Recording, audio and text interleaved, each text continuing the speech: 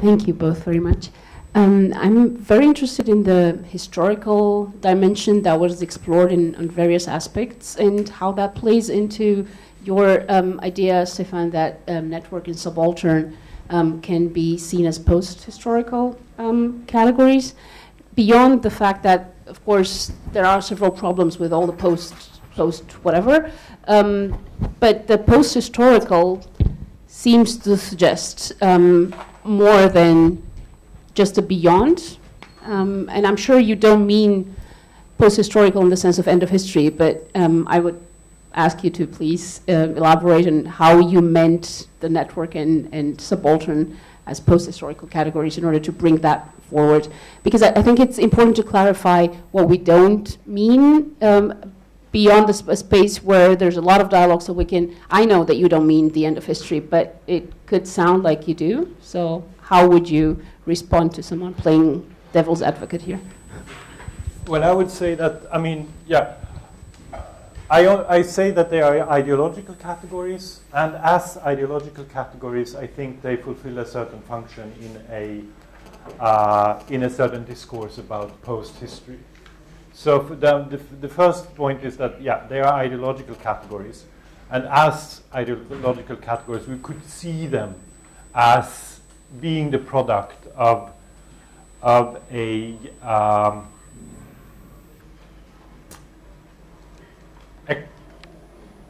cultural discourse, but also a discourse, a political discourse, and in some sense also an epistemological discourse, for which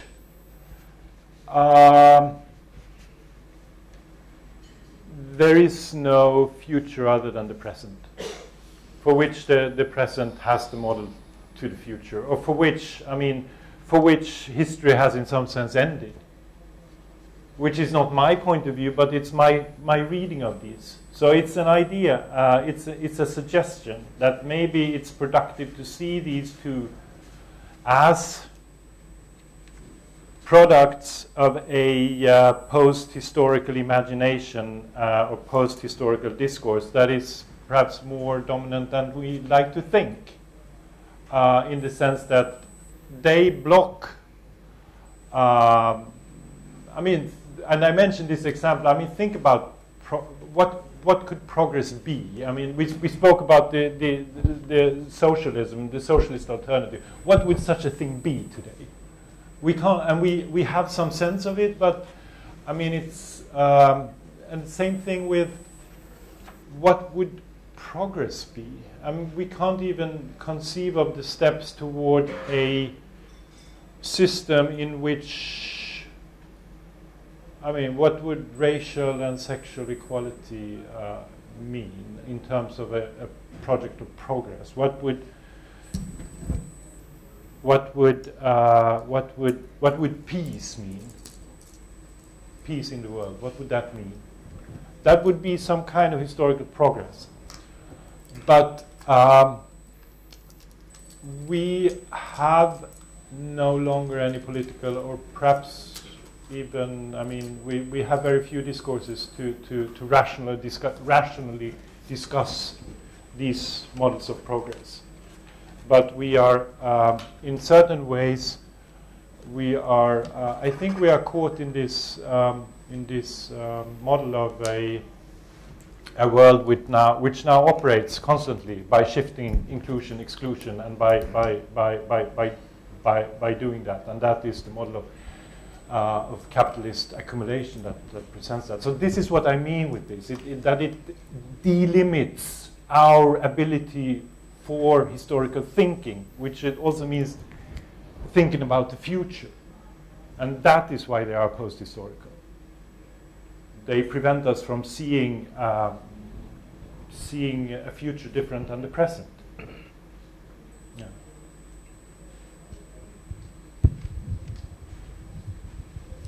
Thank you so much.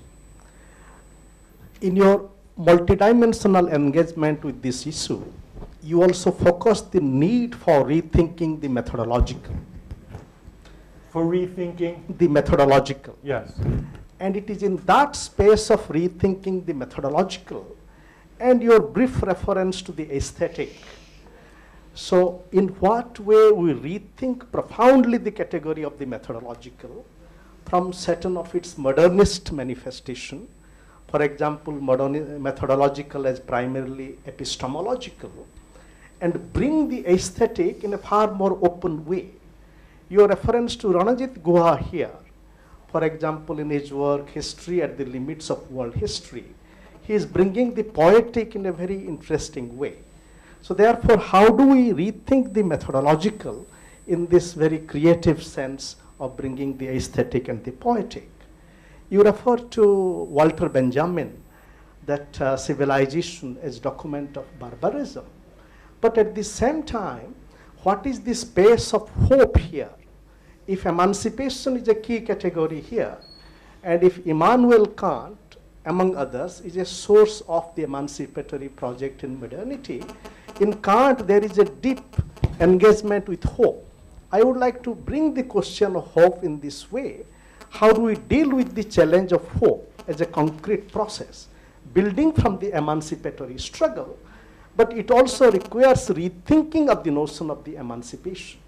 For example, how emancipation is not only emancipation from dominant structures, how it also involves emancipation of self from itself.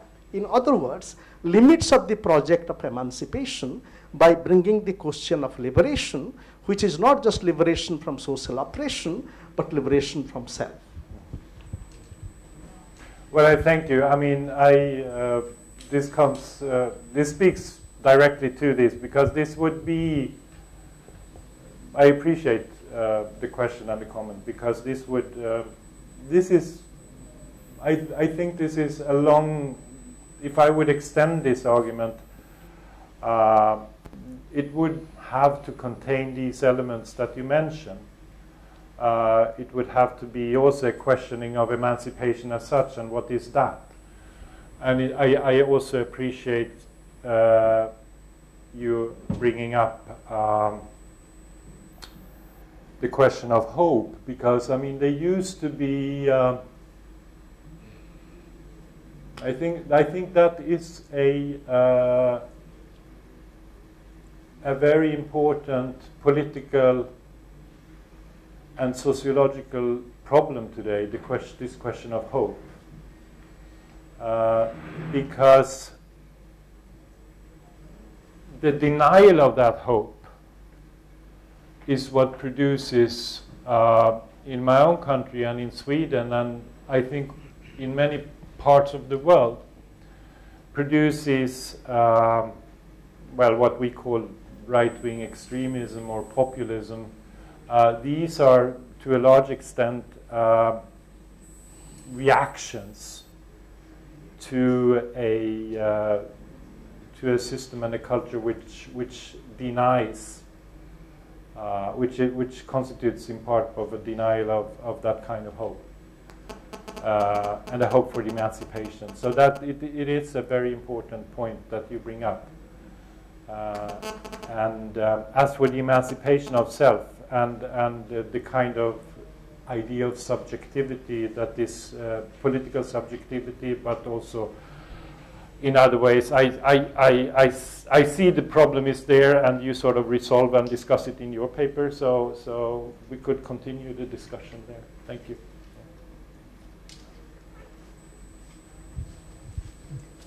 Thank you. I got thinking in response to your answer to the first question about them being subaltern and network being post-historical concepts, and you said for them it's the ideological concepts in history seem to have ended, the concepts of the present, and I think I can imagine I can see what you mean, but that also got me thinking as to what do you think? I mean, isn't that true of all concepts then? And are there any concepts for whom history hasn't ended? Oh. That's the. Yeah, well, I mean, you have to give me some. This is a discussion. So you have to give me something more for me to. Well, I was thinking in terms of, you say that this is something it's kind of reached an impasse, maybe if you think about subaltern studies and where we are today, and even with networks, but isn't that true true of, I mean, even things like democracy, or haven't we reached an impasse in many ways? So isn't that true of most concepts? And could you really say? Well, in my paper, I make this distinction. I'm not sure if it would hold up, but I think it's an interesting hypothesis that that there are, in fact, certain concepts within the framework of historical sociology and history which are intrinsically historical. And network and subaltern, I say, they don't belong to these, because it's very hard to say, for instance, I mean, how you cannot really tell a story about a subaltern as such, and you cannot tell a story about a network as such. But you can tell stories about nations. I mean, they are already inscribed in stories, and races. They are already inscribed in stories of inferiority and superiority, and the vanishing of the supposedly inferior ones, and the rule of the superior ones. So race is a concept which is inherently narrative in a way. Empires also, classes also. Class is a narrative, a historical concept. Nation. So I make that point that empire, race, nation, class, and you can think of a number of others which belong to the kind of conceptual framework within which we work, and they come with, as soon as you unpack the concept, the term, you see a story. Class, it's like labor, ownership, power, struggle, because they imply a kind of, network and subaltern, I'm not sure. Maybe they also would entail or imply stories of various ways. But I would, at least in this paper, I make a distinction between these two, and I say that they are. It's very difficult to say what kind of narratives these two can carry, except as a constant shuttling back and forth. The network produces the subaltern, and the subaltern supports the network. That's the story we get. But it's a very sort of it's a bad dialectic. It doesn't have any development. That's what I mean. Yes.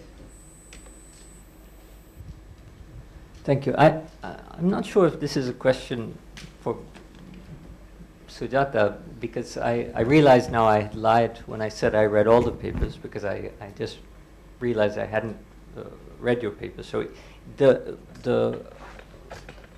introduction of the word protest into emancipation, is that something that was in your paper or that you added, Sujata? It is in it. It's in the paper, okay. So the question I have is, I think this is intriguing because I don't know if there's so many ambiguities built into protest, both in terms of network and subalternity. And I learned this the hard way by participating in several protests. One, I took my daughter to Zuccotti Park in New York because I thought during this Occupy Wall Street that my daughter, who was 9 at the time, should learn to protest because she's going to need to, the way the world is going. But I very quickly bundled her out of there when a decision was reached by the majority not to feed the homeless who were in the park. And I was quite astonished by, I was in that decision-making process. I couldn't believe that this decision had been arrived by everybody in the park. Another protest was in Hong Kong, the umbrella, the student movement. There, the opposite happened to me, the opposite experience. The police who were guarding, who had created the circumference around, were getting up to leave, and the students all stood and started clapping. And I thought, yeah, of course, we hate the police. It's great that they're leaving. And then somebody gave me the elbow and said, what are you talking about? We're clapping for how well they've done their job. So I was basically in these two, why I'm telling you these two things is because the flattening out emancipation and protest and creating one homogeneous concept out of that is probably just as dangerous as creating the homogeneous concept out of the thing against which we are protesting.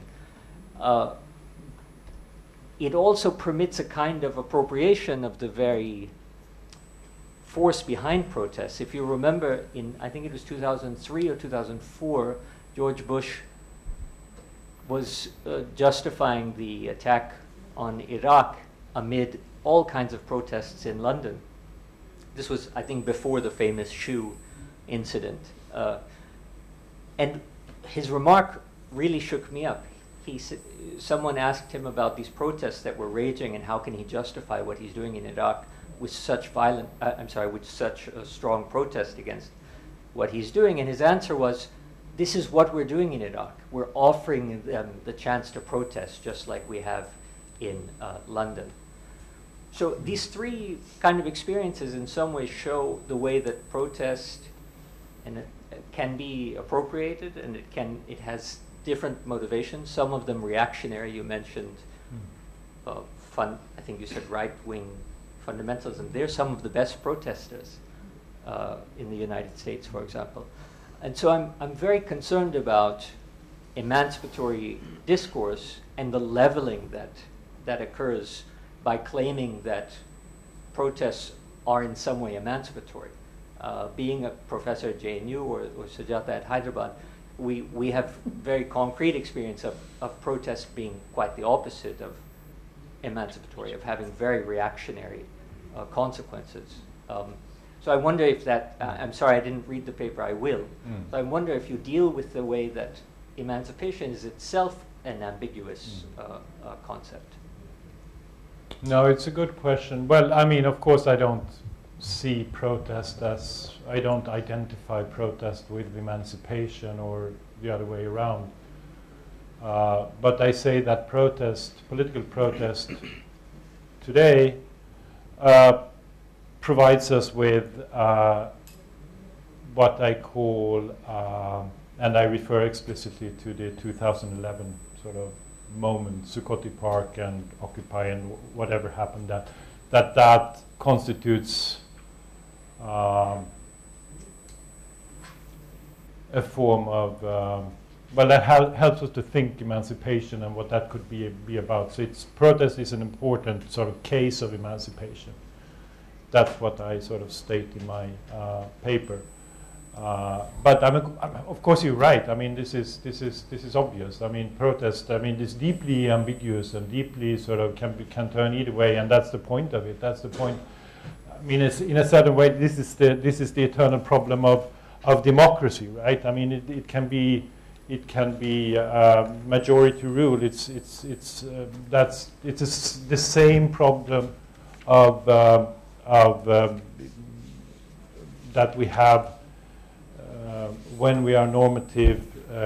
Normatively, we are going to discuss about protest. It's the same problem as we have about democratic decision making. In that sense, as you mentioned, that you can decide to not give food to the homeless in the protest by majority decision like that, and yeah, so you're absolutely right, and this is why, yeah, of course you have to study these moments